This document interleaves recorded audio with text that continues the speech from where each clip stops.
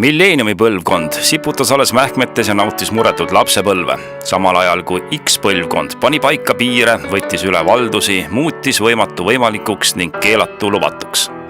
Mitte kunagi hiljem pole nailondress harmoneerunud nii hästi nahktagiga. See oli uus ja võimas jõud, mis urises nagu mersu, lõhnas nagu dollar ja säras nagu pöidlajämedune Bismarck ümber turske kaela.